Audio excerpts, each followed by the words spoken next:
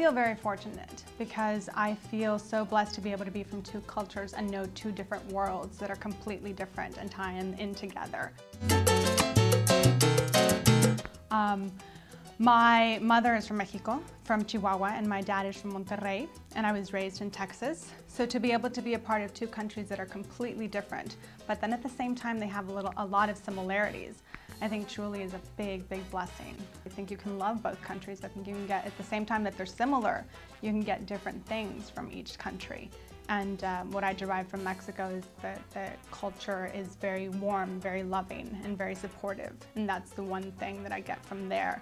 And at the same time, I get a lot of my independence and my ability to pursue what I love from the United States. And they kind of both combine together and obviously have made me the woman that I am today. And if I stayed in Mexico, I necessarily may not be sitting with you today because I might have chosen a different route. And the fact that I had that foundation of the culture and the love and the passion for my project and for my, what I do, at the same time with the independence that, the United States provided me and showed me that I could be a woman that could pursue anything. So I love them both for those reasons.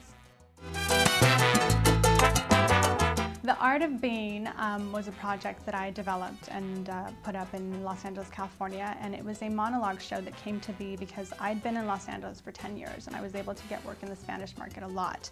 But the constant feedback was to my managers and agents was, she's not Latin enough, she doesn't speak Spanish, she doesn't look Latin, and it was very frustrating because I kept thinking, did they even bother to ask me while I was in the room to speak Spanish for them? They're obviously not knowing the truth. And became very frustrating to see how I was being perceived, and I wanted to give people the opportunity. The project was about 10 different actors, not coming in and becoming a character, but coming in, stripping it down, and being themselves, and telling their story and their perception of themselves. I wanted to give them an opportunity to have their voices heard, because as an actor, where you're constantly going in for jobs and you're dependent on other people to give you the job, you're going in for what they've written.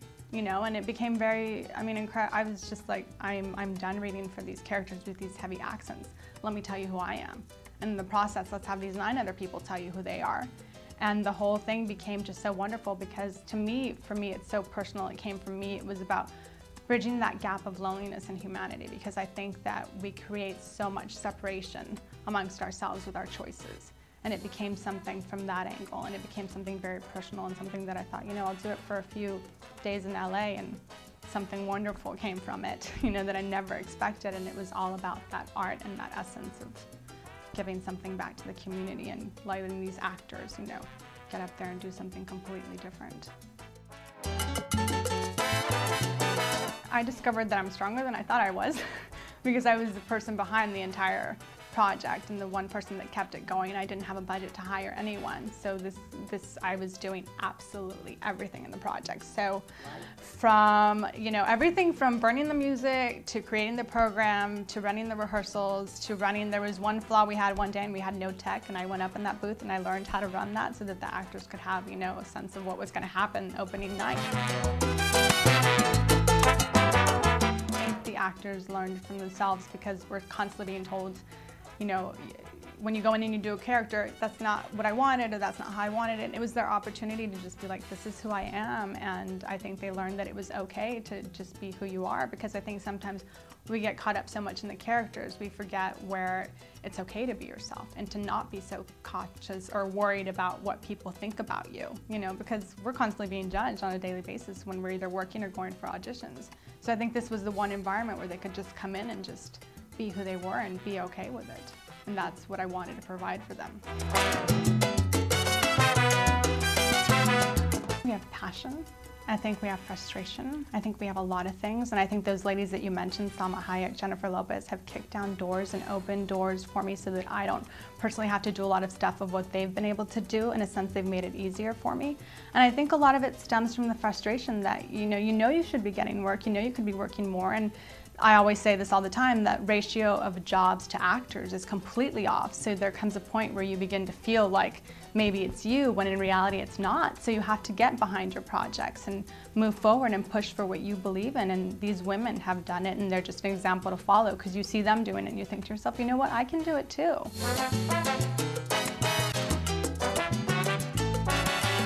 The award is called the Toyota Moving Forward Awards, and they're done in conjunction with Glamour magazine, who presents the Women of the Year Awards at Carnegie Hall every year in New York. And I found out about the awards on glamour.com. They had a website and as well as a magazine, and they had, are you a woman who's moving forward in 100 words or less? Tell us about what obstacles you've encountered in life and what you did with those obstacles and how you moved forward. So I wrote in and told them about my frustration about not being able to get work as a Latina in the English market, working in the Spanish market, and how that had culminated in me creating a show called The Art of Being, where actors were to come in and tell us who they were, including myself. And I found out in June of 2006 that I was a finalist, and then I flew to New York and came back and found out in September that I had won, and Glamour magazine and Toyota came to Los Angeles and threw an award ceremony in my honor and told everybody about The Art of Being, which has been a great thing, and it's been a great honor to win because there was over 2,500 entries nationwide, and you had 100 words or less to tell them about. I'm the face of the working actor, the actor who doesn't know when the next job is going to come, and the actor who keeps moving forward because they have a passion for what they do, and they gave voice to that, and voice to a very different project. And so for me, it's been, and it was my, my creation, my baby. So for me, it's been a tremendous honor to be able to win that. I believe that if you fight hard and you keep moving forward, things will only get better. So the question is this: when faith meets fate and the universe comes calling, will you let fear and doubt paralyze you, coming up with yet one more excuse on how your life can wait? Or will you walk through fear and doubt, step into the unknown? You know my choice. Now what's yours?